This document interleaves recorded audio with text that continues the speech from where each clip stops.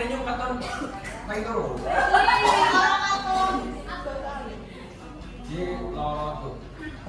Assalamualaikum warahmatullahi wabarakatuh. Waalaikumsalam warahmatullahi wabarakatuh.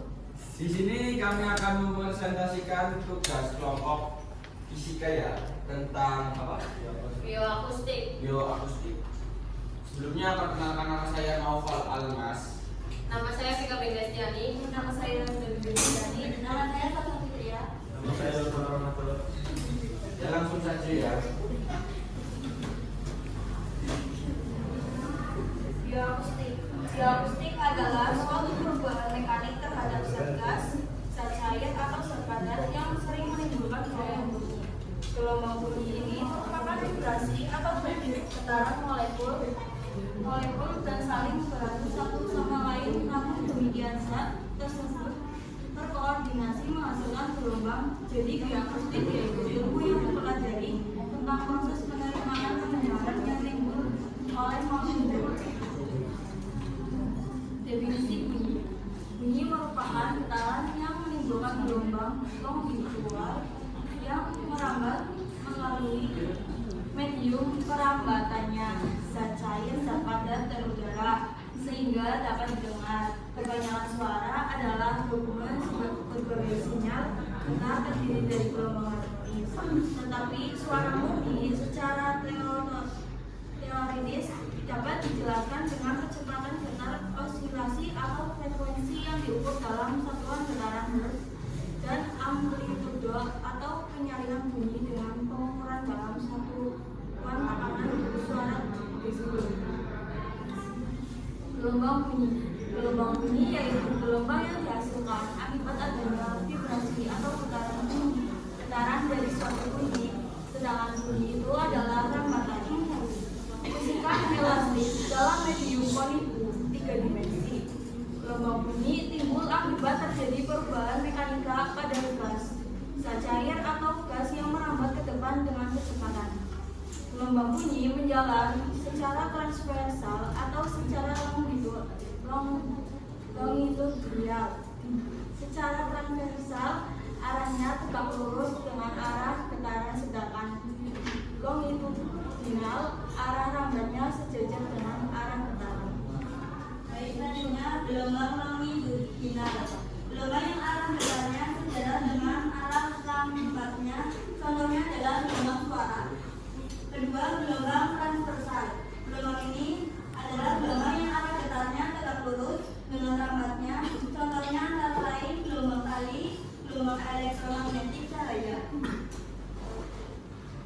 Gelombang bunyi. Gelombang bunyi yang menimbulkan gelombang bunyi adalah perubahan pada gas, zat cair atau gas yang merambat ke depan dengan kecepatan. Gelombang bunyi menjalar secara transversal, tegak lurus atau longitudinal sejajar dengan arah getaran. Gelombang bunyi merambat ke segala arah. Bunyi hanya dapat merambat melalui perantara, misalnya udara, air, dan kayu.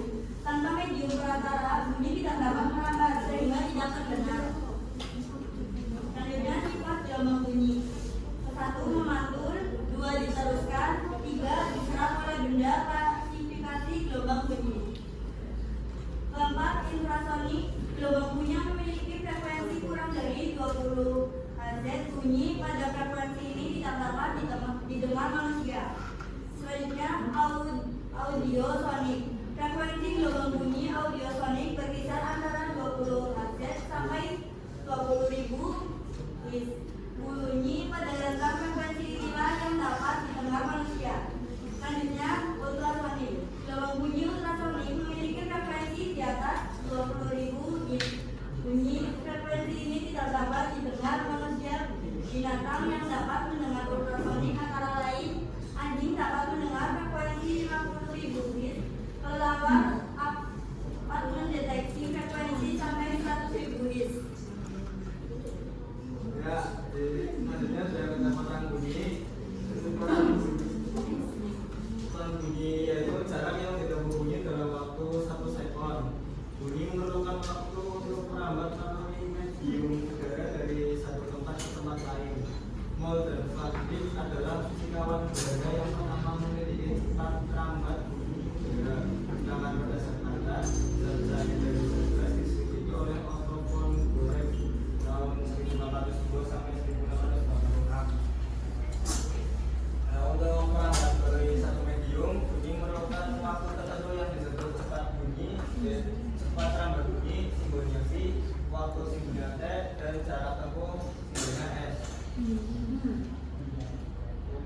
V kecepatan atau meter per sekon, S itu jarak, T itu waktu, itunya satuannya sekon. Sumber bunyi adalah sesuatu yang bergetar dan menghasilkan bunyi. Bunyi adalah vibrasi atau getaran molekul-molekul dari saling beradu satu sama lain, namun demikian zat tersebut terkoordinasi menghasilkan gelombang. Satu, syarat bunyi adalah segala sesuatu yang bergetar. Kuat lemahnya bunyi dihasilkan sumber getar tergantung pada A, besar atau kecil amplitudo getaran, B, jauh atau dekatnya sumber bunyi dengan pendengar. 2. Zat perantara atau medium adalah gelombang bunyi dapat didengar bila ada zat antara untuk merambat sampai ke pendengar. Bunyi merambat melalui zat perantara berupa gas, udara, zat. Intensitas bunyi. Intensitas bunyi adalah energi bunyi tiap satuan waktu yang menembus secara tegak lurus bidang persatuan luas rumus. Yang A, luas alas, B, energi yang dimiliki, I, intensitas bunyi. Perbedaan intensitas yang dapat dikenal oleh dua deteks bunyi yang memiliki jarak berbeda dari sebuah sumber bunyi yang ditentukan sebagai berikut. Untuk menghitung intensitas bunyi perlu mengetahui energi yang dibawa oleh gelombang bunyi ada dua, yaitu energi potensial bunyi, energi kinetik. Intensitas gelombang bunyi yaitu energi yang melewat medium 1 M2 per detik atau watt per M2. Rumusnya adalah keterangan massa jenis medium kilogram per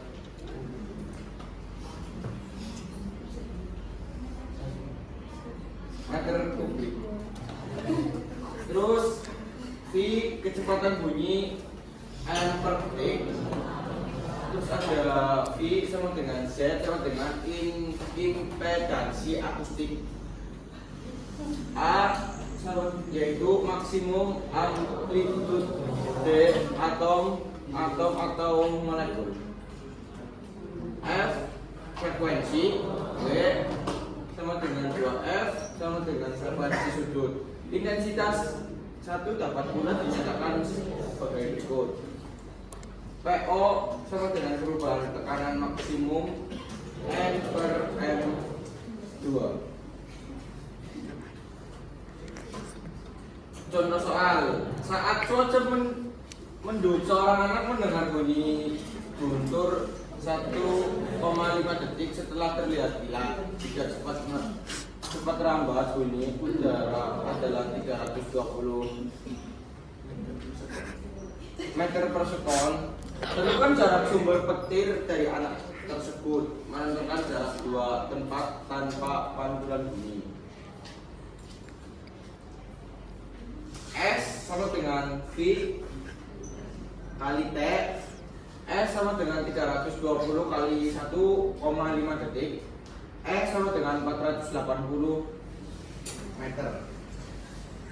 Contoh soal yang kedua. Gelombang bunyi dengan frekuensi 5 kHz merambat di udara yang bersuhu 30 derajat Celcius. Jika cepat rambat bunyi di udara pada suhu 0 derajat Celcius adalah 330 meter per sekon.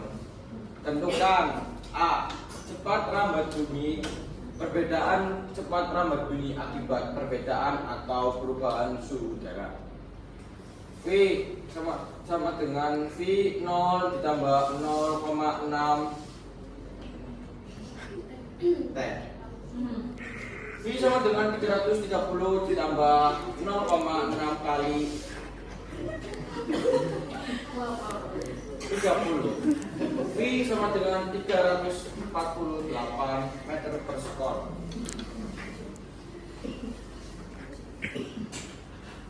Telinga manusia merupakan detektor bunyi yang sangat sensitif. Fungsi telinga adalah untuk secara efisien merubah energi getaran dari gelombang menjadi sinyal listrik yang dibawa ke otak melalui saraf. Telinga telinga dibagi menjadi 3 bagian utama, telinga luar, telinga tengah, dan telinga dalam. Di telinga luar, gelombang bunyi dari luar merambat sepanjang saluran telinga ke gendang telinga dalam kurung timpania yang bergetar sebagai tanggapan terhadap gelombang yang menimpanya. Selanjutnya, telinga tengah terdiri dari 3 tulang kecil yang dikenal dengan nama Martin, landasan, dan sanggurdi yang memindahkan getaran gendang telinga ke telinga dalam jendela oval. Yang terakhir ada efek Doppler. Apabila sumber bunyi bergerak mendekati pengamat atau pendengar, ketinggian nada lebih tinggi daripada ketika sumber tersebut dalam keadaan diam, dan ketika sumber bunyi menjauh dari pengamat, ketinggian nada lebih rendah. Fenomena ini dikenal sebagai efek Doppler.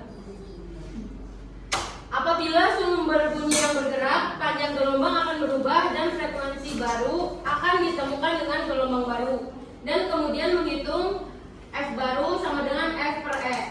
Bila sumber bergerak mendekati pengamat yang diam dengan frekuensi dan kecepatan, sedang kecepatan bunyi di udara, maka frekuensi yang terdengar oleh pengamat adalah frekuensi baru sama dengan F per 1 min Fs per V. Karena penyebut lebih kecil dari 1, maka F frekuensi baru lebih besar dengan F. Contoh soalnya, jika sumber memancarkan bunyi dengan frekuensi 400 Hz saat dalam keadaan diam, maka ketika sumber mendekati pengamat yang diam dengan laju 30 meter per sekon, pengamat mendengar frekuensi sebesar frekuensi baru sama dengan 400 Hz per 1 min 30 meter per sekon per 343 meter per sekon sama dengan 438 Hz. Demikian presentasi yang dapat kami sampaikan. Apakah ada yang mau ditanyakan? Kenapa teman-teman sudah mengetahui katanya apa hubungan bioakustik fisika dengan aspek kesehatan? Selanjutnya.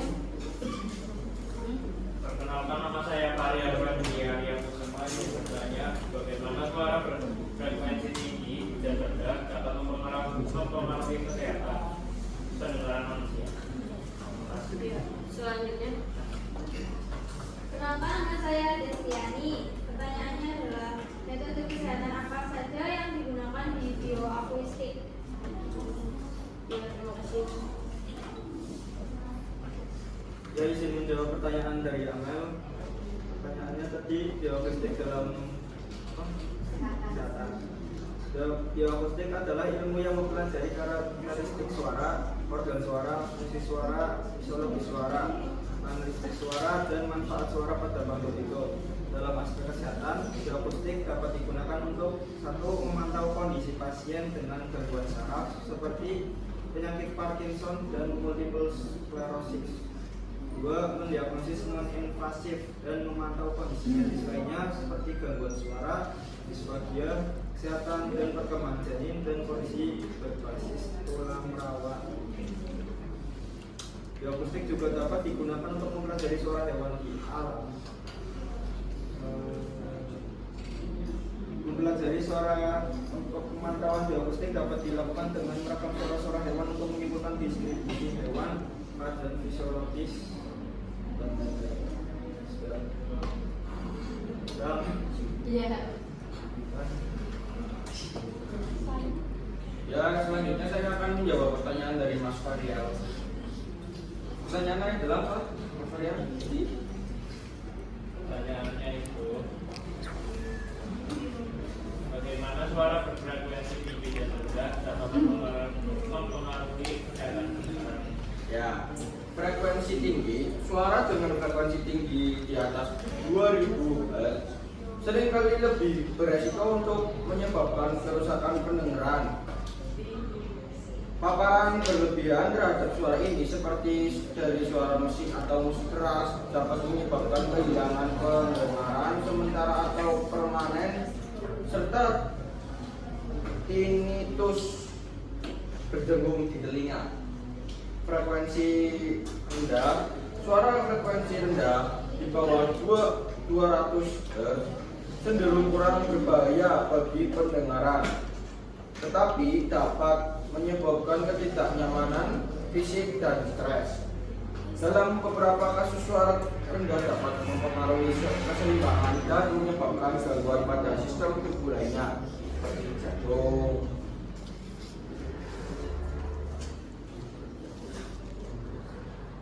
Gimana Mas Marian?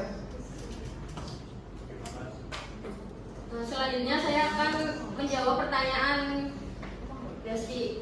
Ya benar Mbak Desti. Ada beberapa metode yang digunakan pada aspek kesehatan. Yang pertama, pemantauan suara, yaitu merekam suara hewan atau manusia untuk mendeteksi perubahan perilaku atau kondisi kesehatan. Yang kedua, analisis gelombang suara, menggunakan analisis spektral untuk mengevaluasi frekuensi suara yang dapat menunjukkan stres atau penyakit. Yang ketiga ada telemedicine, menggunakan teknologi audio untuk konsultasi jarak jauh dan pemantauan pasien. Yang keempat, terapi suara, menggunakan frekuensi tertentu untuk pengobatan kondisi mental atau fisik. Dan yang terakhir ada biofeedback, yaitu memanfaatkan data suara untuk membantu individu mengontrol proses fisiologis mereka. Metode ini dapat memberikan wawasan baru tentang kesehatan dan kesejahteraan baik pada manusia maupun hewan. Apakah sudah jelas? Ya, kami tutup. Kurang lebihnya mohon maaf. Wassalamualaikum warahmatullahi wabarakatuh.